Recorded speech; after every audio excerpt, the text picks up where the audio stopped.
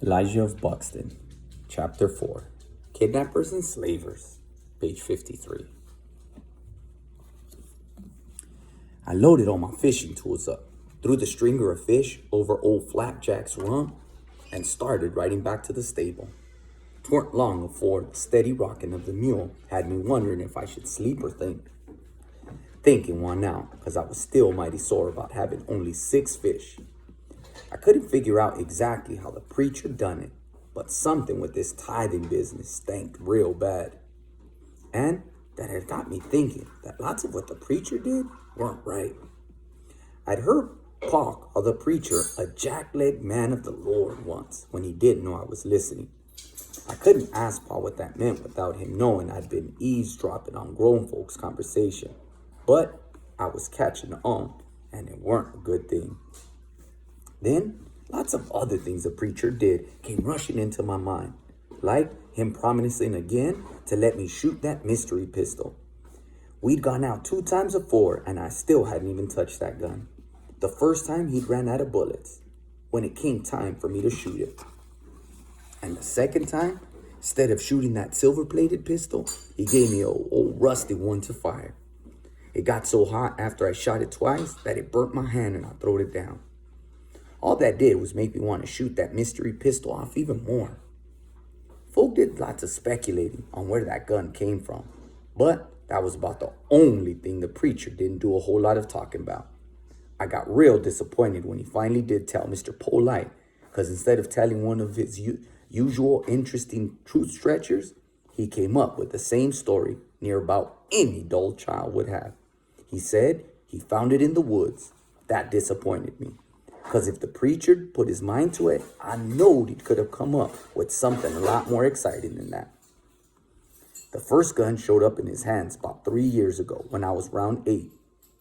I got real clear memory of it, because it was tied up with the last time we had slave catchers come to Buxton from America. We'd been in the middle of Latin lessons when Mr. Brown came and knocked on the door of the schoolhouse and called Mrs. Guest outside. When she came back in, I started fretting, because whilst she tried to keep her voice calm so as not to rouse no one, I watched her eyes and saw the way she wrung her hands while she was talking, and I knowed something was terrible wrong. She said, "Children, we're going to postpone the rest of class today. I want all of you to make certain your homework assignments is written down and your books are gathered. Then I want Rodney, Wills, Emma, Buster, and Zachary to line up quietly at the door. Kicksnoway, James, Alice, Alistair, and Bonita, you are to leave immediately and go directly home." Near everybody but me was giggling and clowning and thinking this was something good. But I'd known grown folks weren't going to call off school unless something powerful bad was about to happen, or had happened already. And why was Mrs. Guest sending all the white children and Indian children home right off like that? I quick looked out the window to the west and saw that the sky was blue and sunshiny. That meant weren't no bad weather coming. That meant it was something worse, something dealing with people. Another knock came on the door, and Mr. Brown stuck his head in and said, "Ready?" Miss Guest told him yes, and said to us, "You will be taken home in groups of 4. Those who live farthest from the school will go first. Your parents have been called in from the fields and will be waiting for you at home. They will explain what is happening. I will entertain no questions and will tolerate no noise. Sit along the walls in the boys' cloakroom and keep away from the windows. Wait until I tell you to move. You have nothing to worry about." Now, even the children that weren't particularly sharp-minded got nervous. Ain't too much that'll get you worrying more than a teacher telling you that you shouldn't. And we all know that just about nothing could make grown folks cut out their work from the fields early. Mrs. Guest opened the door, and little Randy, Rodney, Emma, Buster, and Zachary went out behind her and Mr. Brown. Mrs. Guest stuck her head back in the cloakroom and said, "I will be right outside. I want no talking and no moving about." As soon as the door shut after her, Sidney Price whispered, "Wonder what's wrong. This here real peculiar." Cooter whispered back, "Whatever it is, you's lucky Emma Collins left, because she sure would be telling because she sure would have told Mrs. Guest you were in here talking. She's a snitch." Cooter said, It don't count. I'm just trying to. Philip Wise said, y'all both need a hash. I know what it is. Everyone but me asked him, why? Philip pointed at me and said, it's him. I felt myself getting warm. Me and Philip Wise didn't agree on near nothing. He said, Frederick Douglass is up in Chatham and told the grown folks he ain't coming down to visit in Buxton unless they's locked Elijah and all the other babies up. The man say he can't stand the thought of getting thrown up on again. Most of them laughed, but Cooter said, Philip Wise, you ain't nothing but a fool. Everybody know you's just jealous because Eli was the first child born free in Buxton, and you weren't nothing but the third. Even Emma Collins beat you. Philip started to answer, but the door came back open. Mrs. Guest rounded up Philip, Cooter, Sidney, and Big Ronnie, and they left. I was in the last group to go. Soon as we were outside, I knowed I'd got a fear for a good reason. Mr. Brown and Mr. Leroy were standing on both ends of the schoolhouse, holding long double-barrel shotguns and looking around like they were ready for trouble. If seeing the guns weren't scary enough, the sounds I was hearing were worse. The settlement was quiet, like it was only for a few minutes every day afore dark. You could hear no trees being chopped, nor no mules, no horses being pushed on to pull harder, nor no sounds on the road. You couldn't hear that big 15 horsepower engine that runs the grits mill and the sawmill thumping away. You couldn't even hear Mr. Leroy's axe. The only sounds was birds, and you would never think that bird singing would be something to make you skittish. But hearing them singing all by themselves like that, they might as well been hens or ghosts singing. Pa and our neighbor, Mr. Highgate, both were carrying rifles and told us to walk in line. I'd known right off what it had to be. I know that there was only one reason they'd let white children and Indian children leave without no one watching them. I said to Pa, there's slave catchers here, ain't there? Is that why everybody's toting guns?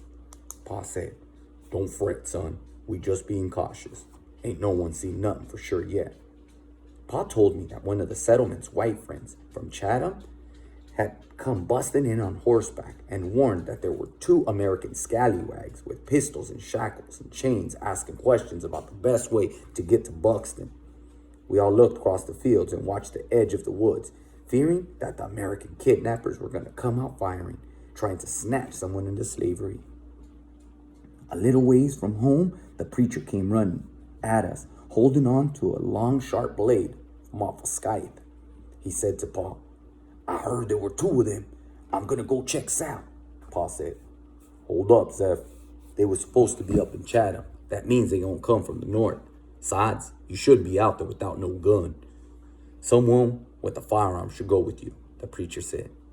If it was me, I'd circle around and come from the south. Y'all go look north. I'm not expecting any trouble. These are my woods. I know what's out here. He ran off south. Did nothing come from all the excitement we had. The worst thing that happened was that we had twice as many Latin verbs to study at school when we went back. The preacher weren't seen for the next couple of days. And that was that did cause folks to worry. But everybody knew he'd disappear all the time, so did no one pay it too much mind. 2 nights later, I tiptoed out of the bedroom and peeked around the corner of the parlor to see if Ma and Pa were up. Weren't no candles nor lamps burning, so I looked up the stairs to check their bedroom next. It was dark there too. I went up a few steps and heard Pa snoring. They were sleeping for sure. I slipped out of my nightshirt, put some clothes on, then crawled out of my window and dropped on the ground. I waited a second to make sure nothing disturbed it, then started running through the truck patch toward the trees. Oh, Elijah's sneaking out of his house. I hadn't gotten 10 yards into the woods when all of a sudden, my heart quit beating and my blood ran cold. Figurative language. Something tall and white and ghostish, like a giant hand, came walking slow out from amongst the trees. My mind acted like it was going to get all fragile, but it didn't take much time before I know it weren't nothing but a horse, a stranger's horse. I didn't think take that much time for me to scat back home and jump into my bedroom window. I slipped back into my nightshirt and ran up the stairs to Mom and Pa's room and called out, Pa, Everybody was still a little jumping with them patty rollers around here somewhere, and the preacher not being seen for a while. So Ma and Pa were up in a flash. More figurative language there. I told them I couldn't sleep, and I was looking out my window, and I saw a horse come from out the woods. Pa said, "White folks?" "No, sir, the horse didn't have no rider," Pa said. "Were it one of ourn? You think someone leave the bar door ajar?" I told him, "No, sir, 'twas a big white stallion with a saddle, nothing like none of ours." Pa snatched on some trousers, ran downstairs, grabbed a torch and his rifle, then ran outside barefoot. He hadn't said not to, so I followed close behind him. Pa lit the torch, and we started searching for signs of the horse. Pa picked up his tracks, and we found him just down the road. The horse had camped himself in front of the Highgate's home. His head was leaned down over their picket fence, and he was chawing at a bunch of flowers, uprooting most of Miss Highgate's black-eyed Susies. Pa handed me the rifle and torch and walked up on the horse slow. He patted the horse on the neck and said, "There, boy, there now." The horse's eyes had a wild roll to them, but he didn't seem to mind. So Pa picked up his reins and pulled the horse out of the flower garden.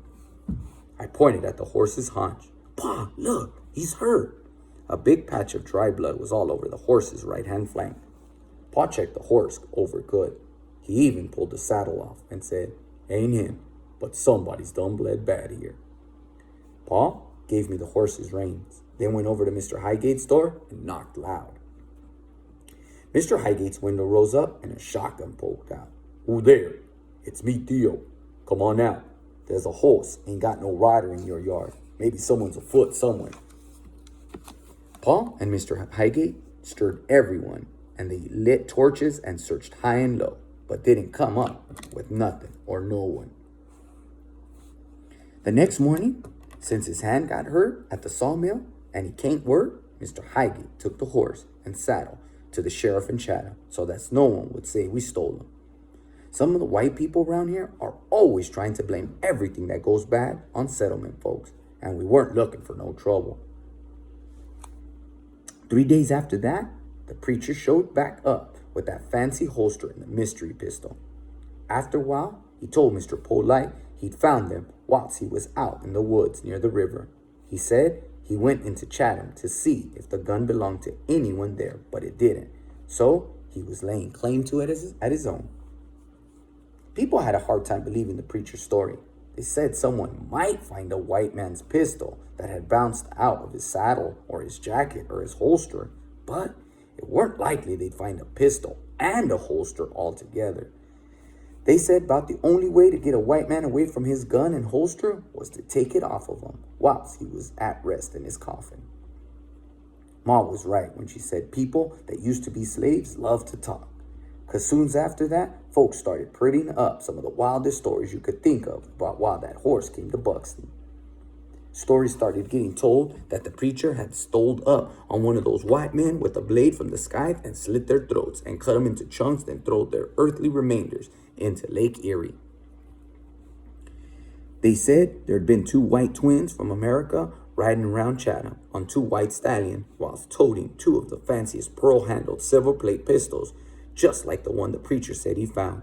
They said whilst the preacher was killing those men, one of those horses spooked and bolted, and that was the one that wandered into the settlement.